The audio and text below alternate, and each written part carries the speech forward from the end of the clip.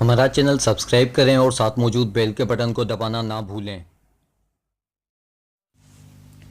بسم اللہ الرحمن الرحیم۔ السلام علیکم ویورز، آج ہم بات کریں گے تابوت سکینہ کے بارے میں۔ تابوت سکینہ آخر ہے کیا؟ ایسا کیا ہے اس تابوت کے اندر کہ جس کا ذکر اللہ تعالیٰ نے قرآن پاک میں فرمایا ہے؟ تابوت سکینہ شمشاد کی لکڑی کا ایک صندوق تھا جو حضرت آدم علیہ السلام پر نازل ہوا تھا۔ یہ آپ کی آخری زندگی تک آپ کے پاس ہی رہا، پھر بطور میراث کے یکے بعد دیگرے آپ کی اولادوں کو ملتا رہا، یہاں تک کہ یہ حضرت یعقوب علیہ السلام کو ملا اور آپ کے بعد آپ کی اولاد بنی اسرائیل کے قبضے میں رہا،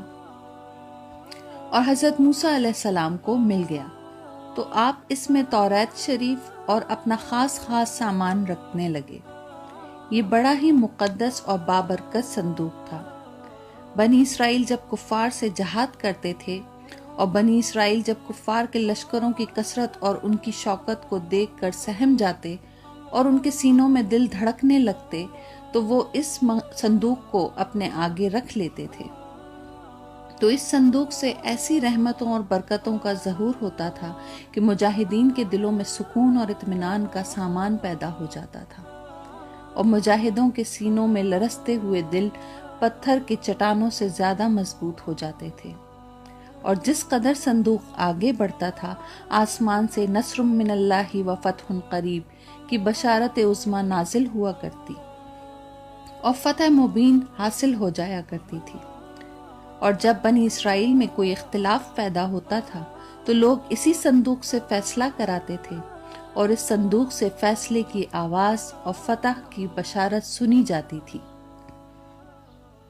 بنی اسرائیل اس صندوق کو اپنے آگے رکھ کر اور اس کو وسیلہ بنا کر دعائیں مانگتے تھے تو ان کی دعائیں مقبول ہوتی تھیں، اور بلاؤں کی مصیبتوں اور وباؤں کی آفتوں سے نجات حاصل ہوا کرتی تھی۔ الغرض یہ صندوق بنی اسرائیل کے لیے تابوت سکینہ اور برکت و رحمت کا خزانہ تھا، اور نصرت خداوندی کے نزول کا نہایت مقدس اور بہترین ذریعہ تھا۔ مگر جب بنی اسرائیل طرح طرح کے گناہوں میں ملوث ہو گئے اور ان لوگوں میں معاصی و طغیان اور سرکشی و عصیان کا دور دورہ ہو گیا تو ان کی بدعمالیوں کی نحوست سے ان پر خدا کا یہ عذاب نازل ہو گیا کہ قوم عمائقہ کے کفار نے ایک لشکر جرار کے ساتھ ان لوگوں پر حملہ کر دیا، اور ان کافروں نے بنی اسرائیل کا قتل عام کر کے ان کی بستیوں کو تخت و تاراج کر ڈالا، عمارتوں کو توڑ پھوڑ کر سارے شہر کو تہس نہس کر ڈالا، اور اس متبرک صندوق کو بھی اٹھا کر لے گئے، اور اس مقدس تبرک کو نجاستوں کے کوڑے خانے میں پھینک دیا۔ لیکن اس بے ادبی کا قوم عمائقہ پر یہ وبال پڑا کہ یہ لوگ طرح طرح کے بیماریوں اور بلاؤں کے ہجوم میں جھنجھوڑ دیے گئے۔ چنانچہ قوم عمائقہ کے 5 شہر بالکل برباد اور ویران ہو گئے، یہاں تک کہ ان کافروں کو یقین ہو گیا کہ یہ صندوق رحمت کی بے ادبی کا عذاب ہم پر پڑ گیا ہے، تو ان کافروں کی آنکھیں کھل گئیں۔ چنانچہ ان لوگوں نے اس مقدس صندوق کو ایک بیل گاڑی پر لاد کر بیلوں کو بنی اسرائیل کی بستیوں کی طرف ہانک دیا۔ پھر اللہ تعالیٰ نے 4 فرشتوں کو مقرر فرما دیا جو اس مبارک صندوق کو بنی اسرائیل کے نبی حضرت شموئیل علیہ السلام کی خدمت میں لائے۔ اس طرح پھر بنی اسرائیل کی کھوئی ہوئی نعمت دوبارہ ان کو مل گئی، اور یہ صندوق ٹھیک اس وقت حضرت شموئیل علیہ السلام کے پاس پہنچا جبکہ حضرت شموئیل علیہ السلام نے طالوت کو بادشاہ بنا دیا تھا، اور بنی اسرائیل طالوت کی بادشاہی تسلیم کرنے پر تیار نہیں تھے، اور یہی شرط ٹھہری تھی کہ مقدس صندوق آ جائے تو ہم طالوت کی بادشاہی تسلیم کر لیں گے۔ چنانچہ صندوق آ گیا اور بنی اسرائیل طالوت کی بادشاہی پر رضامند ہو گئے۔ اس صندوق میں حضرت موسیٰ علیہ السلام کا عصا اور ان کی مقدس جوتیاں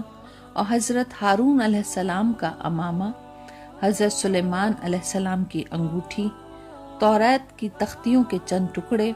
کچھ من و سلوہ، اس کے علاوہ حضرات انبیاء کرام کی صورتوں کے حلیے وغیرہ سب سامان تھے۔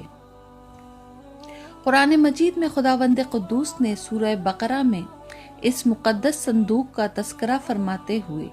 ارشاد فرمایا کہ اور ان کے نبی نے فرمایا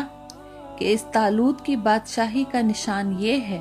کہ تمہارے پاس وہ صندوق آ جائے گا جس میں تمہارے رب کی طرف سے تمہارے دلوں کا چین اور حضرت موسیٰ اور حضرت ہارون علیہ السلام کے کچھ تبرکات ہیں۔ فرشتے اس صندوق کو اٹھا کر لائیں گے، یقیناً اس میں تمہارے لیے بڑی نشانی ہے اگر تم ایمان رکھتے ہو۔ سورہ بقرہ رکوع نمبر 32۔ اس واقعے سے یہ معلوم ہوا کہ جو قوم سرکشی اور عصیان کے طوفان میں پڑ کر اللہ اور اس کے رسول کی نافرمان ہو جاتی ہے، اس قوم کی نعمتیں چھین لی جاتی ہیں۔ جب بنی اسرائیل سرکش ہو کر خدا کے نافرمان ہو گئے اور قسم قسم کی بدکاریوں میں پڑ کر گناہوں کا بھوت ان کے سروں پر عفریت بن کر سوار ہو گیا، تو ان کے جرموں کی نحوستوں نے انہیں یہ برا دن دکھایا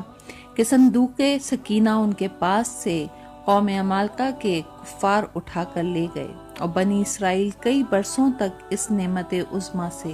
محروم ہو گئے۔ واللہ عالم۔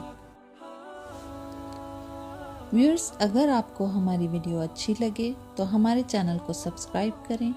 اور ہماری ویڈیو کو لائک اور شیئر کرنا نہ بھولیں۔